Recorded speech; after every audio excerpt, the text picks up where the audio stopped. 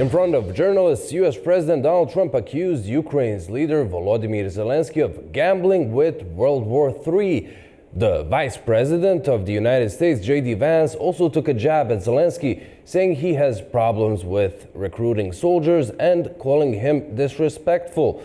Trump concluded the public part of the talks by saying to Zelensky he's not being very thankful and that the whole conversation will be, quote, good television. Zelensky is in Washington to sign a deal which would give the U.S. access to Ukraine's rare minerals. On the fiery visit to the Oval Office, we're talking to our very own Orhan Amashov.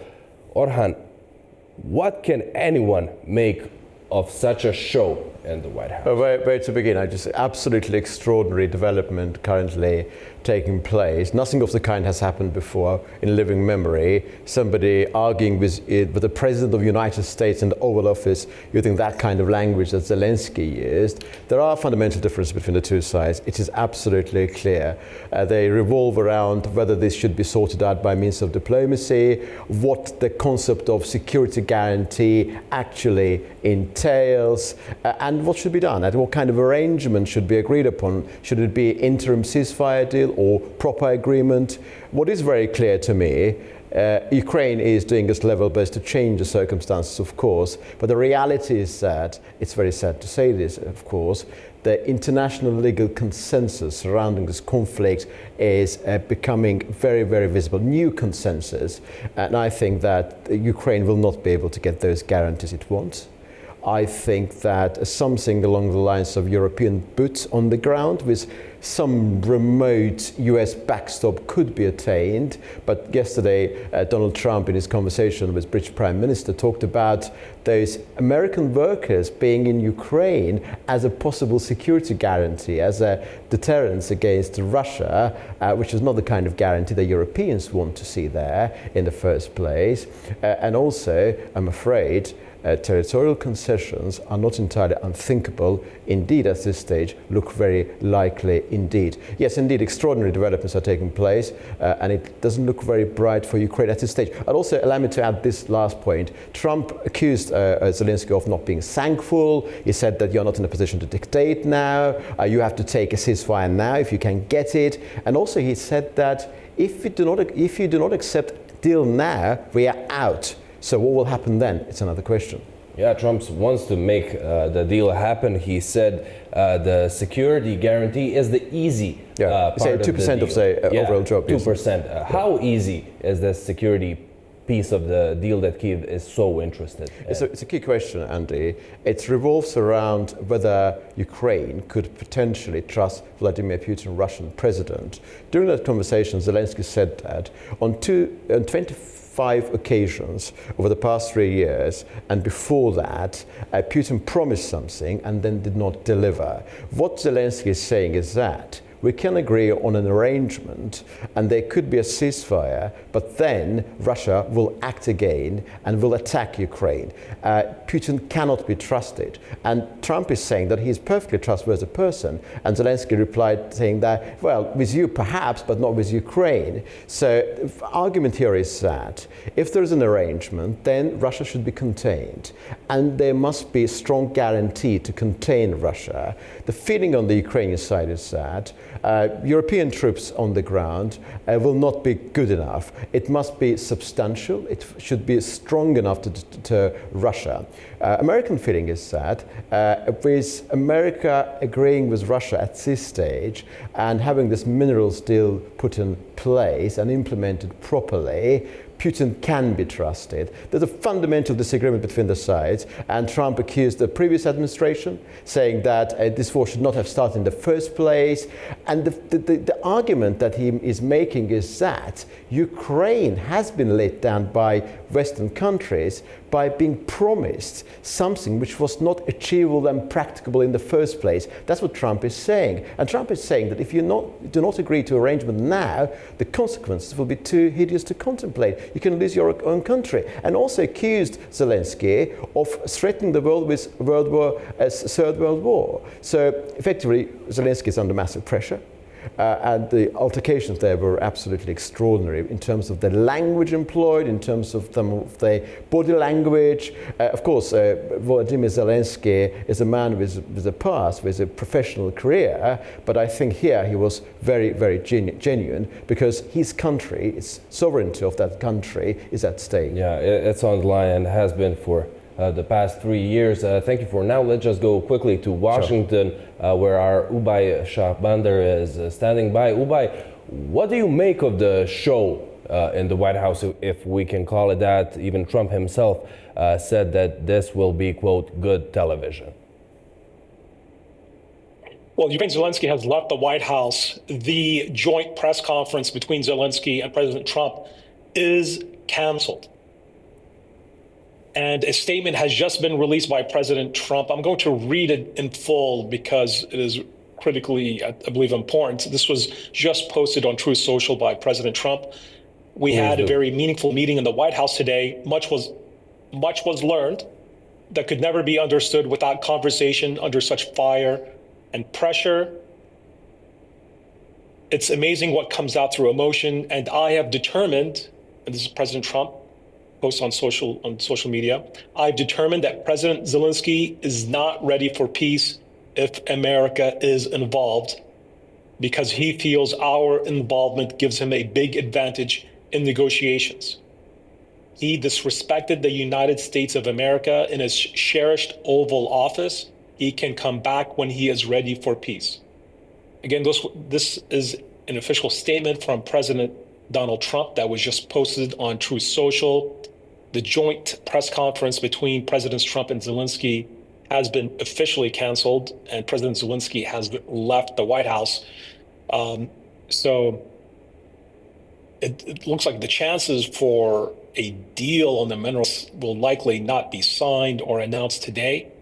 And, this puts a significant amount of questions on future U.S. support to Ukraine. Clearly, President Trump and Vice President J.D. Vance believe that President Zelensky was not sufficiently appreciative enough of the $350 billion in military aid that has been sent thus far by the United States to Ukraine. President Trump was asked by the press, will you continue to send arms to Ukraine? President Trump said, actually, we will send arms, but we want peace. We want a ceasefire. And President Trump told Zelensky, you are gambling with World War III. Of course, World War III would suck the United States into its conflict alongside its European allies. And President Trump told Zelensky, you are not in a good position. You are not winning. You need to accept this deal. And this deal being the one that President Trump and his team are negotiating with the Russians to put an end to the fighting. The outcome of this between President Zelensky and President Trump certainly probably does not bode well for Ukraine, particularly given that it seems that President Zelensky has left the White House and that there will not be any follow-on conversations between President Zelensky and President Trump behind closed doors, and that the joint press conference, where presumably the mineral rights agreement would have been signed, that joint press conference has also been canceled, at least for now. So overall, this does not seem to bode well for the Ukrainians, and there are, of course, many in the Trump administration questioning why would Zelensky do this, knowing that this is the type of response that President Trump and J.D. Vance would have had. So there are many, of course, in Washington and in President Trump's circles that believe that President Zelensky should have had a different approach with the American president, particularly with all the cameras there. And President Trump has said that he believes the mineral rights agreement would have been a win-win for all sides and would have, in by itself, provided security guarantees for Ukraine. And of course, Zelensky saying that he wanted much more concrete security guarantees. So, yes, I mean, it does not seem that we will be getting a deal, at least not today. And I want to reiterate the written statement posted on social media by President Trump. saying that accusing Zelensky of not being ready for peace and for disrespecting the American public in the Oval Office. He did, however, leave an opening at the end of the statement saying that President Zelensky can come back when he is ready for peace. So that leaves a bit of an opening.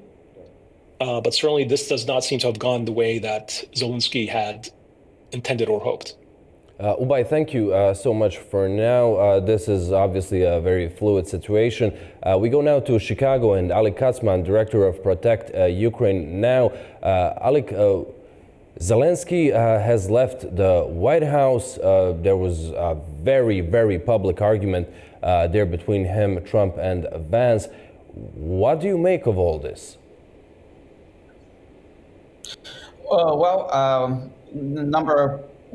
Number one, President Trump, coming from the position he is in, being the most powerful country's president, having $1 trillion worth of military behind him. Yes, he comes from a position where he can negotiate. He is not realizing Zelensky is not in a position of strength to negotiate with Putin, and that's what Zelensky is asking about. As has been said here before, any agreement with President Putin is not worth the paper it's going to be signed on.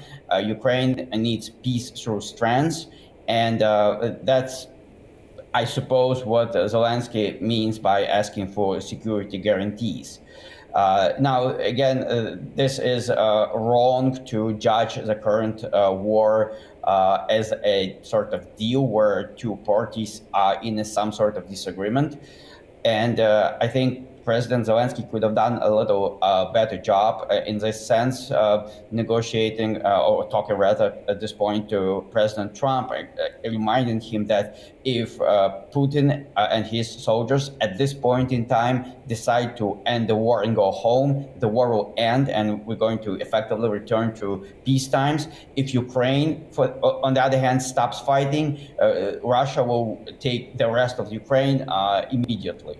Again, if Ukraine doesn't resist.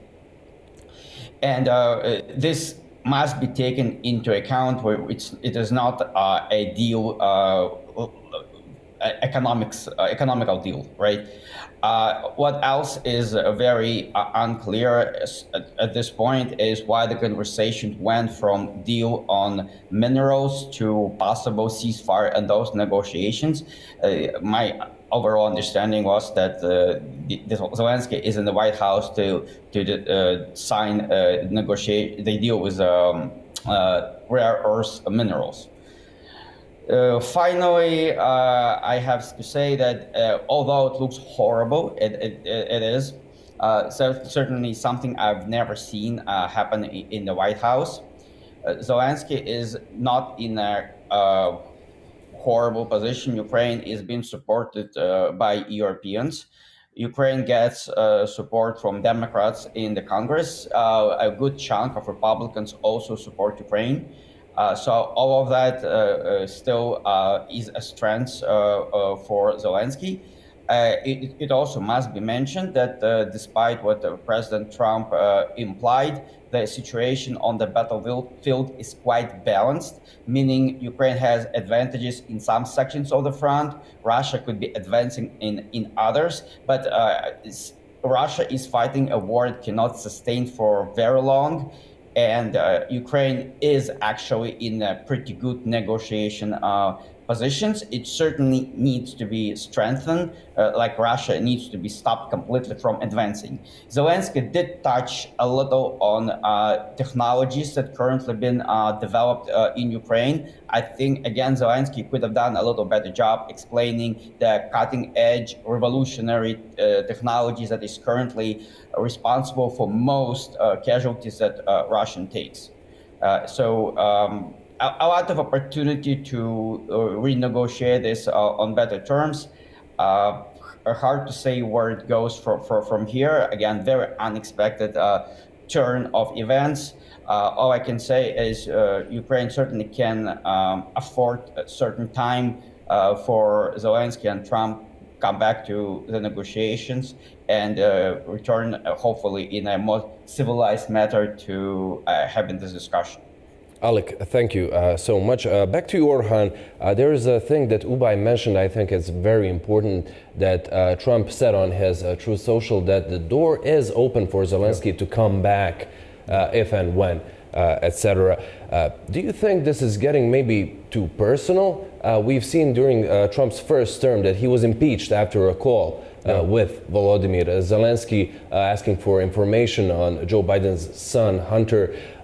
We heard him a week ago call Zelensky a dictator, to which Zelensky fired back that Trump lives in a Russian disinformation space. Trump walked back some of that criticism yesterday after meeting Starmer, calling Zelensky a brave leader. How personal is this? I think the personal element is present. Of course, the Zelensky factor during his first term was absolutely key. You referred to what happened in 2019. I think many Republicans would agree with this assertion. He made one fundamental mistake. With Donald Trump, you should always be incredibly careful. You know that a single word could change the dynamics involving him. And President Macron and Prime Minister Starmer followed this principle this week. And of course, Trump calling him a dictator was a moment of angst, a moment of this acrimony that he expressed at the time. And then, of course, during the press conference with Prime Minister Starmer, when he was asked about dictator, he said that, well, I don't think I said that. He's a nice chap.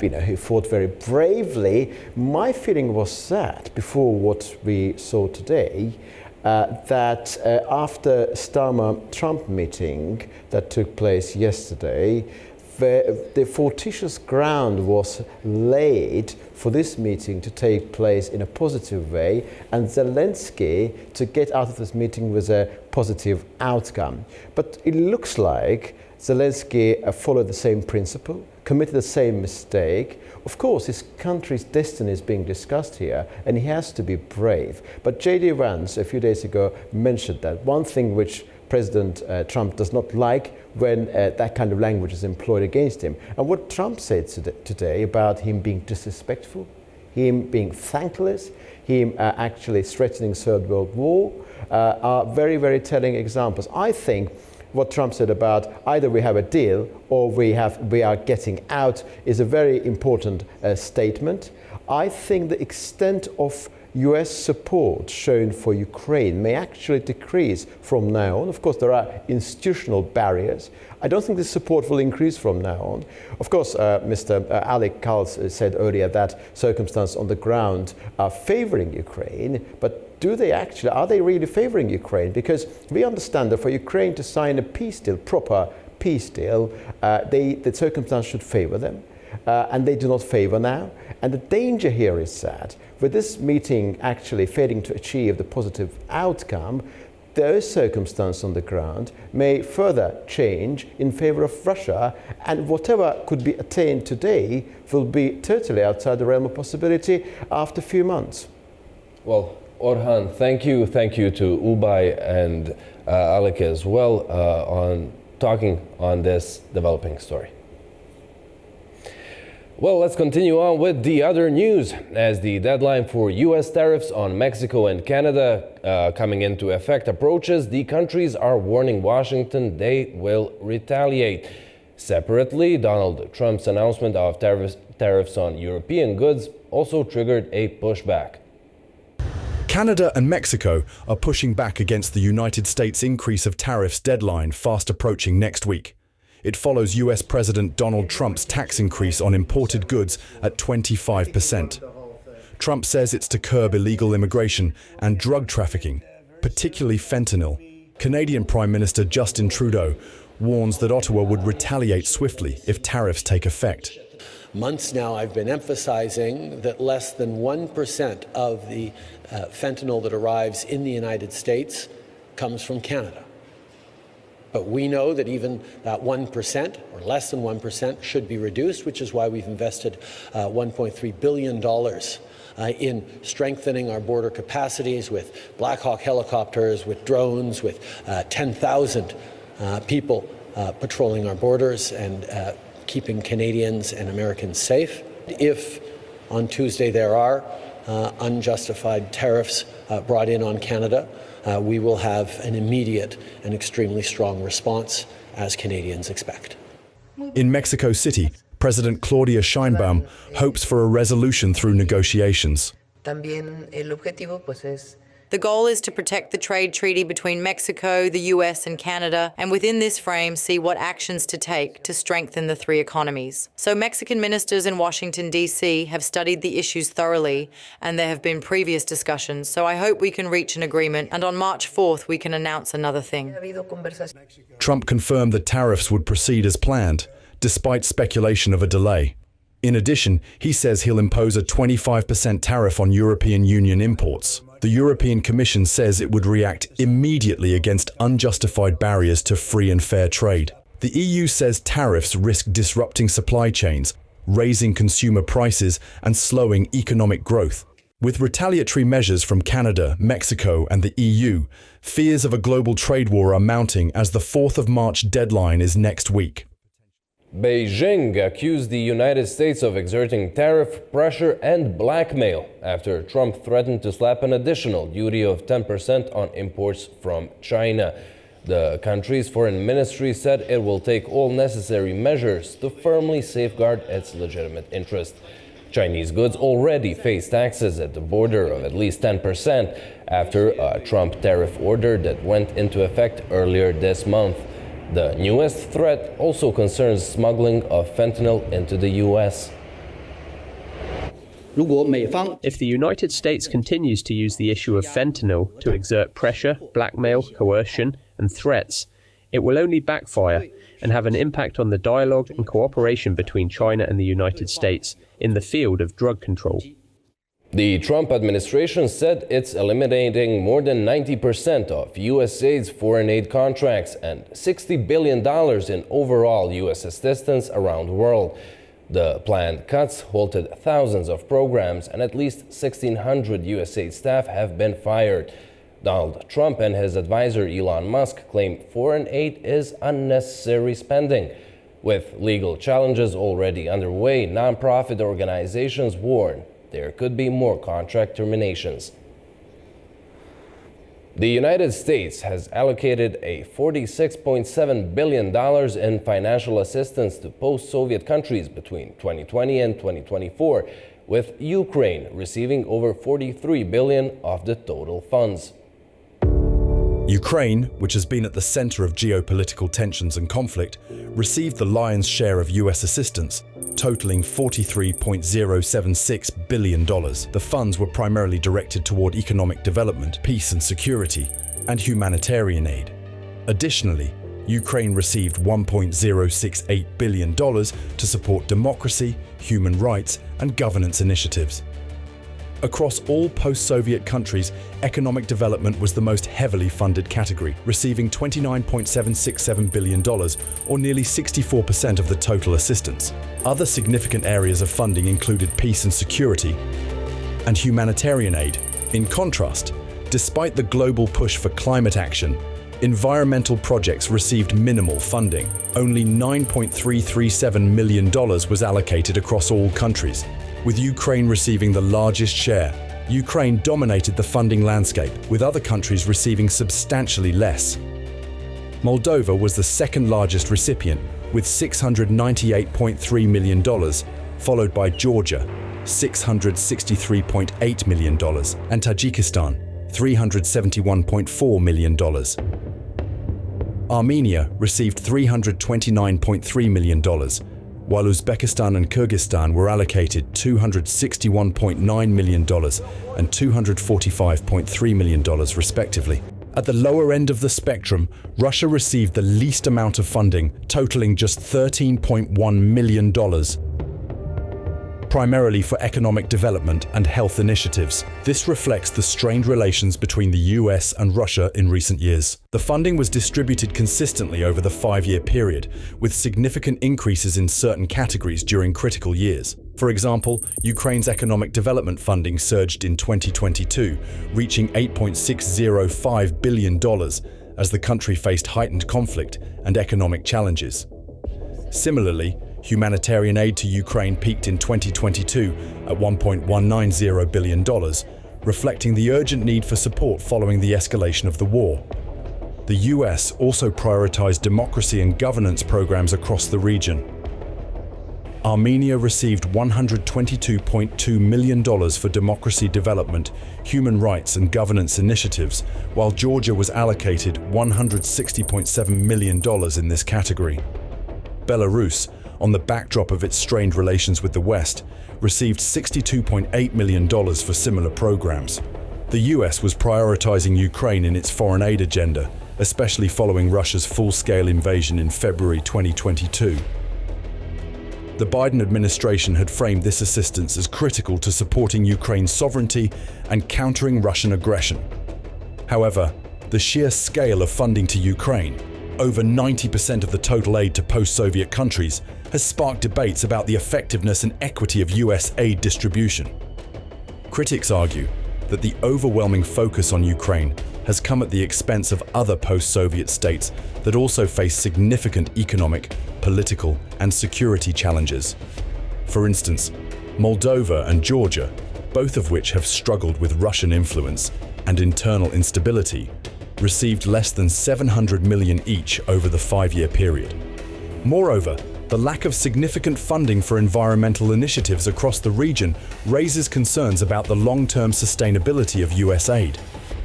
With climate change posing a growing threat to the region, the minimal allocation of $9.3 million for environmental projects appears disproportionate to the scale of the challenge.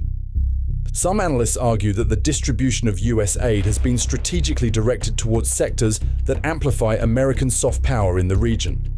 Programs focused on democracy, governance, and economic development are seen as tools to promote US values and influence, particularly in countries like Ukraine, Georgia, and Armenia, which have expressed aspirations for closer ties with the West. However, this approach has drawn criticism for prioritizing geopolitical interests over the immediate needs of local populations, such as healthcare, education, and environmental sustainability. The future of US foreign aid to the region remains uncertain, particularly with the Trump administration's policies. The US president raised serious skepticism toward foreign aid, pushing for significant cuts and emphasizing a more transactional approach to international relations. As a result, many of the US-funded programs in post-Soviet countries, particularly those reliant on consistent financial support, are facing disruption or termination. This raises critical questions about the sustainability of projects that depend on US funding. For example, initiatives aimed at strengthening democratic institutions, supporting civil society, or rebuilding infrastructure in conflict-affected areas like Ukraine are left in limbo. Similarly, countries like Moldova and Georgia, which have relied on US assistance to counter Russian influence and bolster their economies, may struggle to fill the funding gap.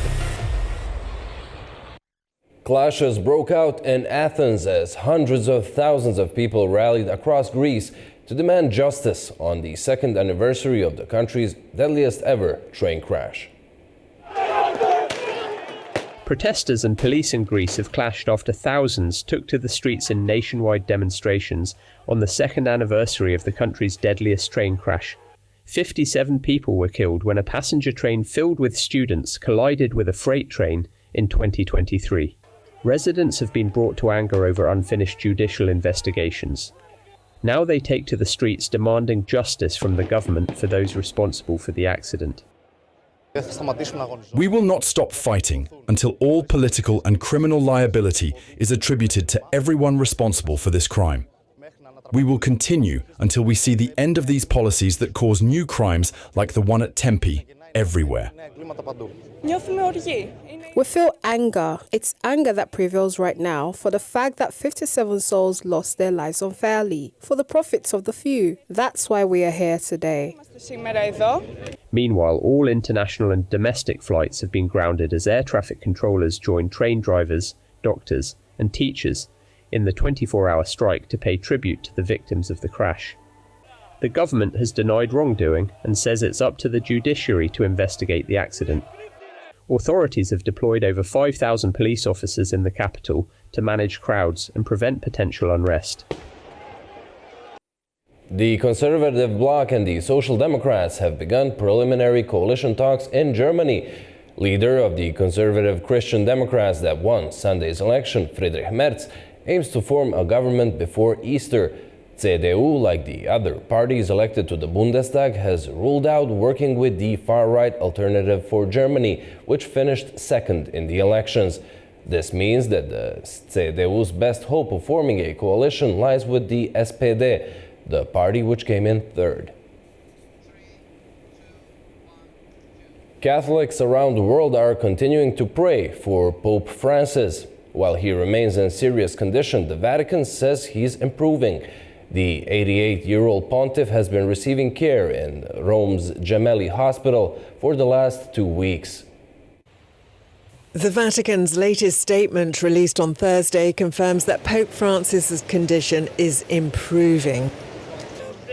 However, doctors remain cautious, maintaining a guarded prognosis due to the complexity of his medical situation. While the 88-year-old continues to receive high-flow oxygen and respiratory physiotherapy to clear his lungs, no further respiratory crises have occurred since last Saturday, easing speculation about his condition. Despite his illness, the Vatican says that the pontiff has been able to continue some work from his hospital room. Meanwhile, around the world, prayers and vigils are being held. Hundreds of worshippers remain gathered in St. Peter's Square.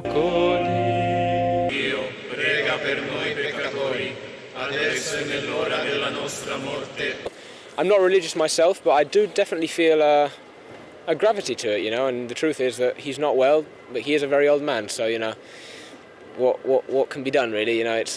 I'm not sad because I think it's a life that's been lived to the full. He's been Pope, but what will happen next, I'm not very sure. Let's see how it goes. I mean, he's still a human.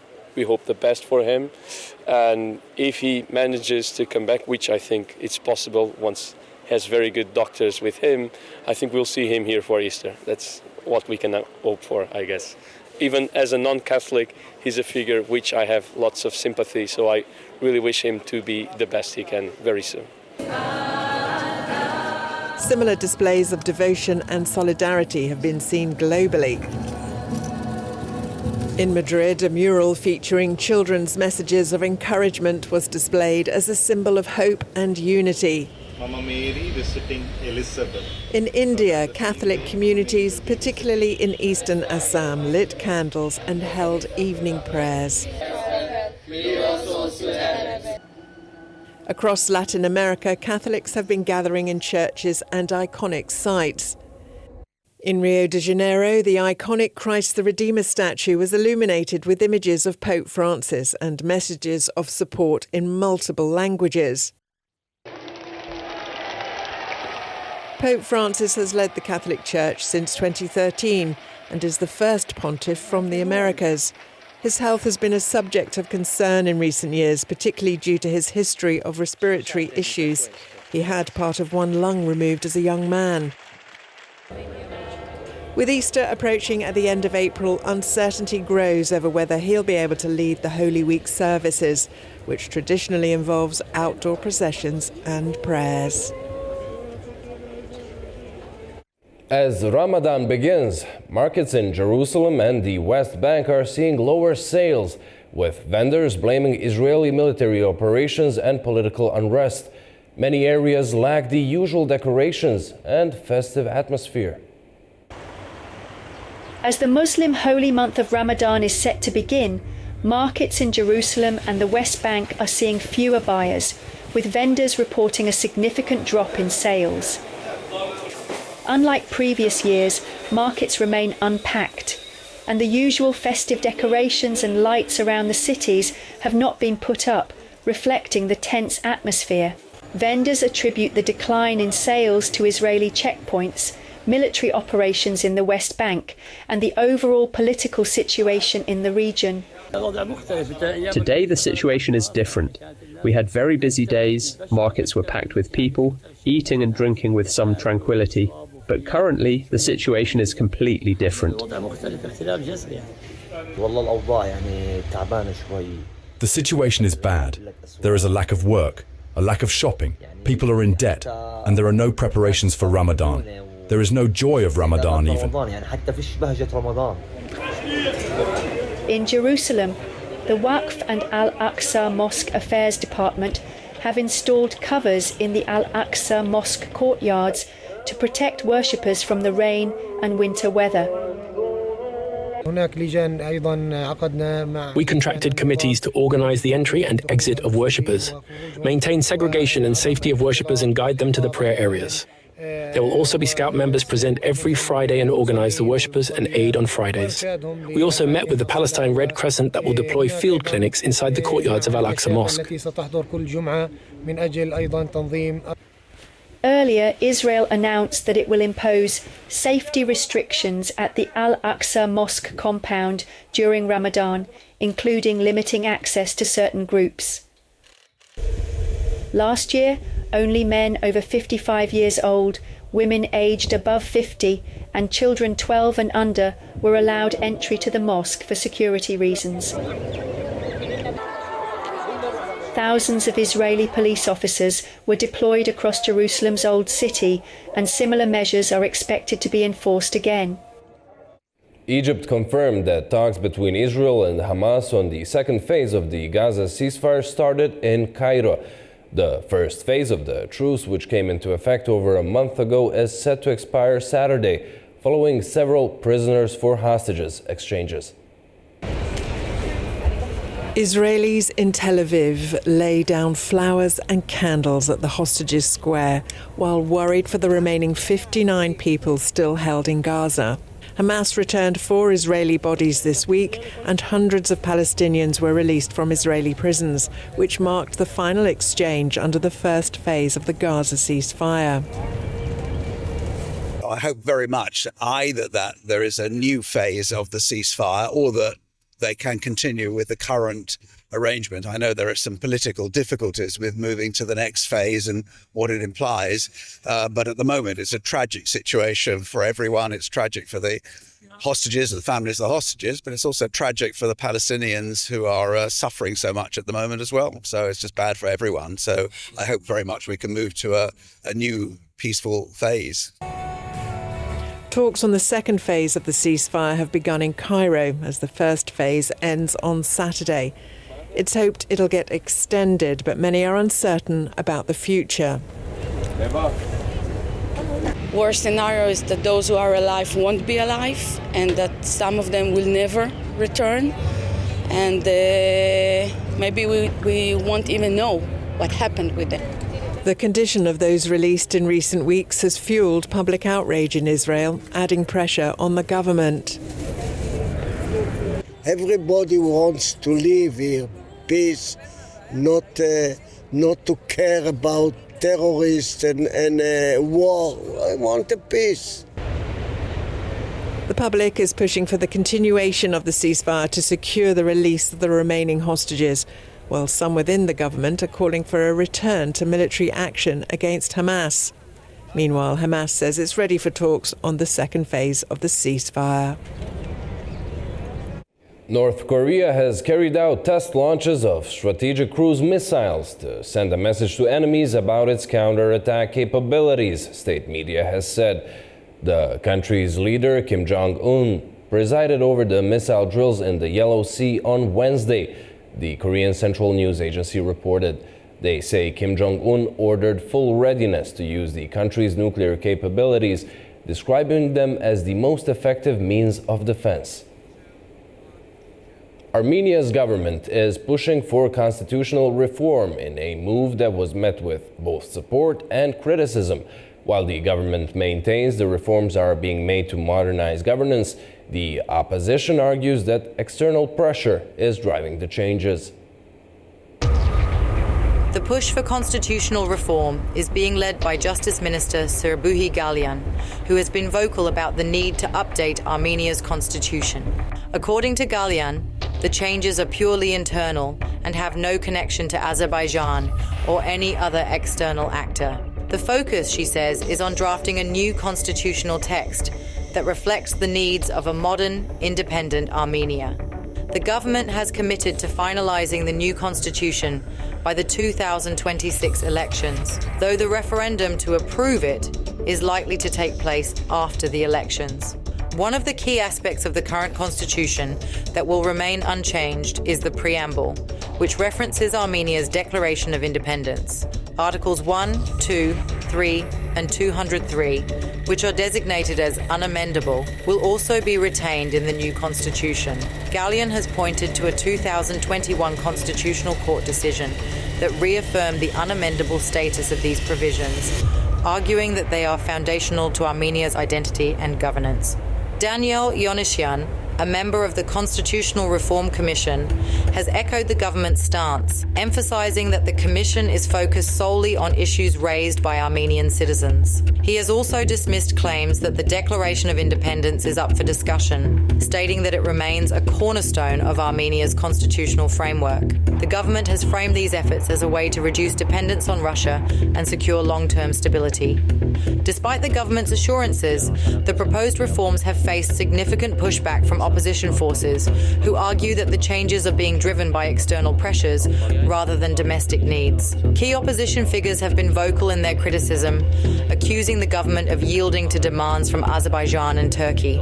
Azerbaijan has long viewed certain clauses in Armenia's constitution as a barrier to normalizing relations between the two countries. Baku has argued that Armenia's current constitutional framework perpetuates a narrative of territorial claims, which undermines efforts to build trust and normalize relations. This perspective has added a layer of complexity to Armenia's constitutional reform process, as the government must balance domestic political considerations with the demands of its neighbor. Seyran Ohanyan, head of the Armenia faction, has been particularly critical, stating that the constitutional changes are being carried out under pressure from Azerbaijan and the Turkey-Azerbaijan tandem. He argues that there is no need for such changes and that they risk undermining Armenia's sovereignty. Norea Narikyan, leader of the Fair Armenia political party, has gone a step further, stating that no changes should be made to the constitution while Nikol Pashinyan remains prime minister. Narikyan believes that any amendments under Pashinyan's leadership will be seen as a victory for Azerbaijan, further eroding Armenia's position in the region. The opposition has also raised concerns about the government's ability to secure public support for the reforms. Tigran Abrahamian, a member of parliament from the I Have Honor party, has noted that at least 650,000 citizens must approve the changes for them to be adopted, a threshold he believes the government is unlikely to meet. Abrahamian has also criticized the timing of the reforms, arguing that the government lacks the legitimacy to push through such significant changes. Armen Tatoyan, Armenia's former ombudsman, has been particularly critical of the government's approach, accusing Pashinyan of using the reforms as a tool to extend his political power. In a Facebook post, Tatoyan wrote that the idea of amending the constitution is being pushed by a leader who has trampled on the constitution for 7 years solely to extend his political power for one more day.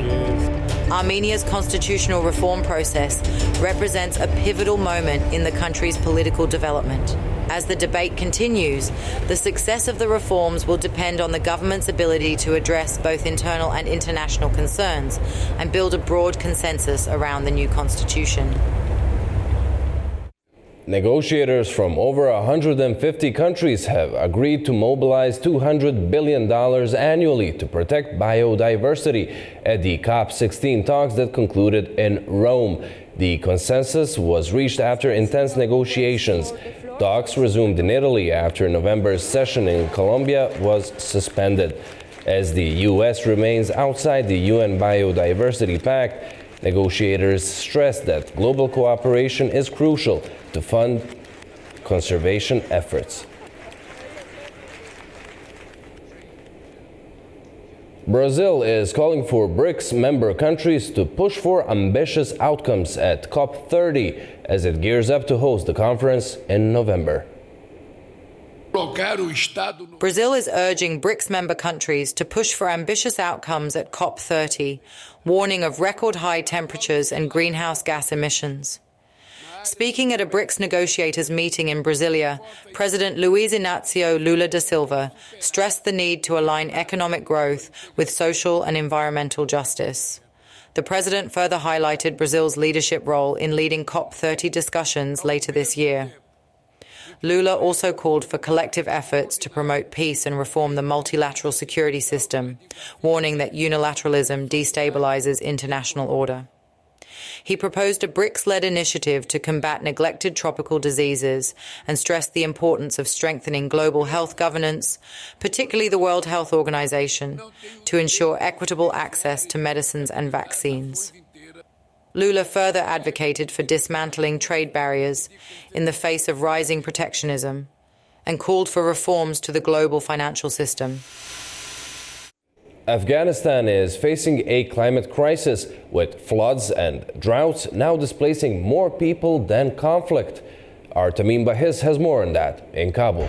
A new study by the International Organization for Migration reveals that disasters like floods and droughts have now surpassed conflict as the leading cause of displacement in the country.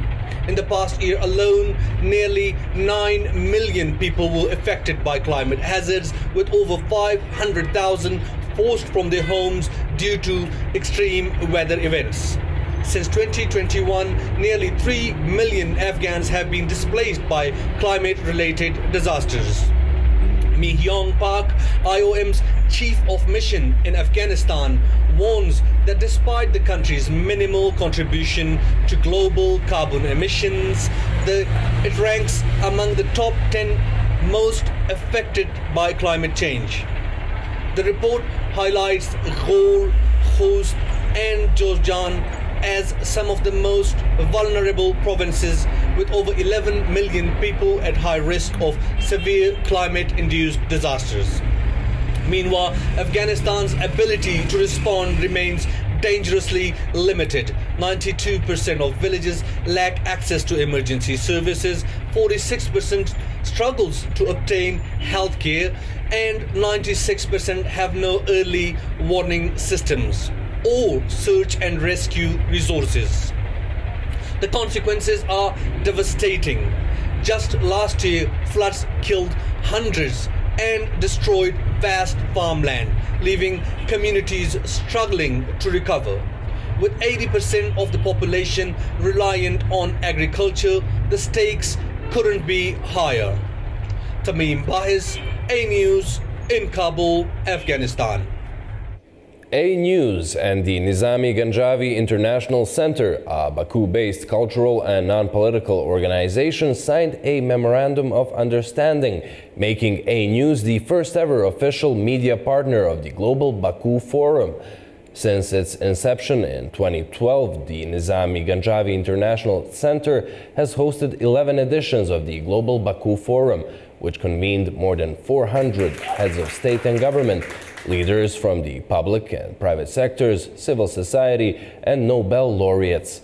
With Nizami Ganjavi International Center solidifying its position as an influential platform for stimulating economic, political, cultural, and civilizational discussions, A News welcomes the opportunity to contribute to the activities of the center in the capacity of its first and only official media partner. Mount Etna's latest eruption has drawn attention, not only for its spectacular lava flows, but also for the unique way local guides are making use of the molten rock. By carefully collecting the hot lava, they are transforming it into handcrafted souvenirs. A group of guides from Mount Etna has climbed Europe's highest volcano to gather hot lava and craft it into ashtrays and other souvenirs. As molten lava flows down the slopes and thick smoke fills the air, Antonino Longo from the Alpine Etna Sud Guides group carefully uses specialized tools to extract the scorching material and rapidly cools it with snow. Sono Nino Longo, guida vulcanologica del gruppo Guida Alpina. I'm Nino Longo, volcanological guide of the group guide Alpine Etna Sud. We are making lava ashtrays, souvenirs. I started to make them in 1999. The first guides were Antonio Nicoloso, Orazio Consoli, Antonio Rizzo. Many of them taught me how to do it. Antonio Rizzo, tanti di loro mi hanno insegnato Meanwhile, Italian authorities are closely monitoring the ongoing eruption, issuing warnings and, when necessary, imposing movement restrictions in surrounding areas to maintain public safety. Mount Etna's latest eruption began on February 11th, with lava dramatically spewing from the newly active Bocca Nuova crater. Well, that's all we have for you for now. Thank you for watching and stay tuned to A News.